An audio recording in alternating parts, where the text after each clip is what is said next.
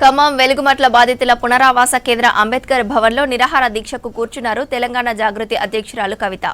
దీక్షలో పాల్గొన్నారు BC, SC, ST, JAC రాష్ట్ర చైర్మన్ విశారదన్ మహారాజ్.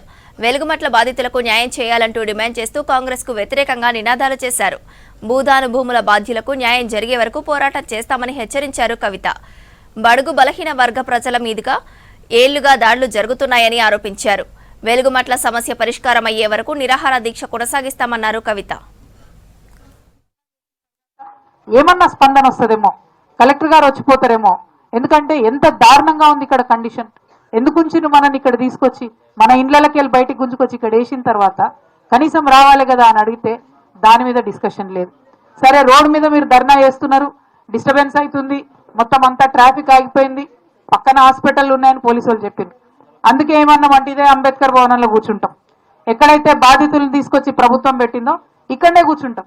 ఇది రోడ్డుకి ఇవతల ఉంది, ఎవరికి డిస్టర్బెన్స్ ఉండదు, ట్రాఫిక్ ప్రాబ్లం ఉండదు. ఒకటే ఒక విషయం, నేను విశారదనాన్న ఇద్దరం కూడా నిరాహార దీక్ష చేసుకుంటూ కూర్చుంటాం ఇక్కడ. ఎన్ని రోజులైనా కానీ ప్రభుత్వం దిగి రావాలి. ఎక్కడైతే మన పేదవాడి ఇంటి మీద బుల్డోజర్ నడిచిందో అక్కడనే బిల్డింగ్ కట్టియాలి. అదొక్కటే, వేరే ఏమీ లేదు, ఇంకొక ఆలోచన లేదు, ఇంకొక డిమాండ్ లేదు. దీనికోసమే ఇక్కడ ఇవాళ మనం పట్టుబట్టి కూర్చున్నాం. ఎందుకంటే పట్టుబట్టి పిడికిలు బిగించి ముందుకు నడవకపోతే సమస్యలు పరిష్కారం అయ్యే పరిస్థితి లేదు. ఇవాళ మా తమ్ముడు ప్రవీణ్ మాట్లాడుకుంటూ చెప్పిండు, ఇవాళ పాలన ఎవరు నడుస్తుంది అంటే యనుమల గజనీ రెడ్డి గారి పాలన నడుస్తుంది. అన్ని మర్చిపోయింది ఆయన. ప్రజాపాలన అన్నాడు, ఎక్కడుంది ప్రజాపాలన? ప్రజా వేదన ఉన్నది తప్ప ప్రజాపాలన ఎక్కడ కూడా లేదు. ఇవాళ ప్రతి చోట ఏడుపులు, వర్తనాదాలు, విభత్సమైనటువంటి పరిస్థితి ఉన్నది తప్పితే ఎక్కడ మంచి పరిస్థితి లేదు ఈ రాష్ట్రంలో.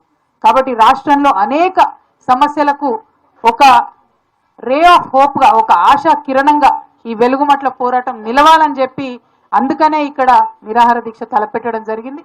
మరి నిరాహార దీక్ష ఇందాక విశారదన్ గారు చెప్పినట్టు మరొక సంయుక్త పోరాట విధానం. ఇది రాబోయే రోజుల్లో తెలంగాణలో పెద్ద ఎత్తున పోవాలి. ప్రజల కోసం పనిచేసి అందరం కూడా కలిసి పనిచేయాలి. ప్రజల హక్కులు కాలరాయబడుతున్నప్పుడు ఎవరికి వాళ్ళం విడిపోయి అందరం వదిలేసి గాలికి ప్రజల్ని చూస్తూ ఊరుకోవడం కరెక్ట్ కాదు. భేషజాలు పక్కకు పెట్టుకోవాలి, జెండాలు పక్కకు పెట్టుకోవాలి, ఎజెండాలు పక్కకు పెట్టుకోవాలి, అందరం కలిసి పనిచేయాలి.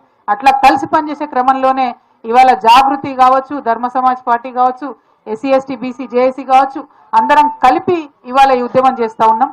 మరి కలిసి కట్టుగా అందరం పిడికిలెత్తి పనిచేసినప్పుడు ఖచ్చితంగా మంచి ఫలితం వస్తుందని నేను బలంగా నమ్ముతా ఉన్నా. మరి 5 వేళ్ళు విడిగా ఉన్నప్పుడు శక్తి ఉండదు, అన్ని వేళ్ళు బిగుసుకుంటే పిడికిలు అవుతుంది. ఇవాళ ఇంతమంది ఇక్కడ సంయుక్త పోరాటాలకు కలిసి వచ్చినాం. రేపటి నాడు కూడా ఇక్కడనే నిరాహార దీక్ష కూర్చుంటాం. కాబట్టి అన్ని పార్టీల వాళ్ళని పిలుస్తాం, ప్రగతిశీలంగా ఆలోచించి అన్ని పార్టీల వాళ్ళని పిలుస్తాం. వాళ్ళు వచ్చి ఇక్కడికి మనకు మద్దతుగా నిలబడాలి, వాళ్ళు వచ్చి ప్రభుత్వం మీద ఒత్తిడి తీసుకురావాలి, నిర్ణయం తీసుకోవాలి.